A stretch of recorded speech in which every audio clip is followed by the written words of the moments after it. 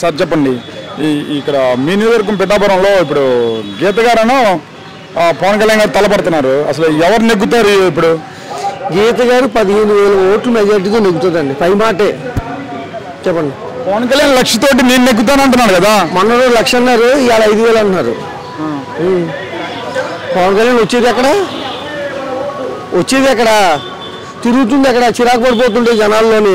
మనుషులు వచ్చేది చిరాకు పడిపోతున్నాడు. తిరగాలి కదా. జ్వరం వస్తే హైదరాబాద్ పోయాడు.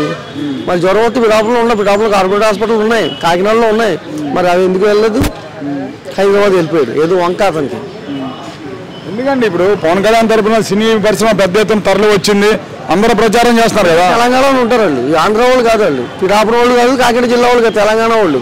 తెలంగాణ వాళ్ళు వస్తారు పోతారు. సినిమా యాక్టర్లు ఏముంది, డబ్బులు ఇస్తే వస్తారు పోతారు. మరి ఇప్పుడు పవన్ కళ్యాణ్కి అసలు వర్మ గారి మద్దతు సంపూర్ణంగా ఉంది. మరి రెండు పార్టీలు కలిసి దాంతో బీజేపీ ఉంది. మరి ఇప్పుడు గీత గారు కాంగ్రెస్, వైఎస్ఆర్ కాంగ్రెస్ ఒకటే పార్టీ, మరి ఎలా నెగ్గుతారు? తెలుగుదేశం ఎన్ని సంవత్సరాలు అయింది నెగ్గి? మన పిఠాపురం నియోజకవర్గంలో చెప్పండి. వెన్న నాగేశ్వరరావు నెగ్గారు, తర్వాత ఎవరు నెగ్గారు? ఉన్నారా? సింగిసిటీ వీరభద్రరావు నెగ్గారు ఇండిపెండెంట్ కానీ. ఎవరు నెగ్గారు? తెలుగుదేశం ఎక్కడ నెగ్గింది? అదంతా ఉత్తుత్తి మాటలేదు జనాలకి, అంతే. మరి వర్మ గారి మద్దతు అయితే ఉంది కదా, సంపూర్ణ మద్దతు. వర్మ గారు ఉంటే పెద్ద ఉంది, ఎవరి ఇష్టం వాళ్ళది. వర్మ అది కూడా తాగలేదు, బీజేపీ నెగ్గింది, అది కూడా దాంట్లోనే కుటుంబంలో అంతే, ఇంకేం లేదు. ఇక్కడ పవన్ కళ్యాణ్ ఎవ్వడు నమ్మట్లేదు. 10 మంది బాడీ గార్డ్స్ ఉన్నారు, 20 మంది బాడీ గార్డ్స్ ఉన్నారు.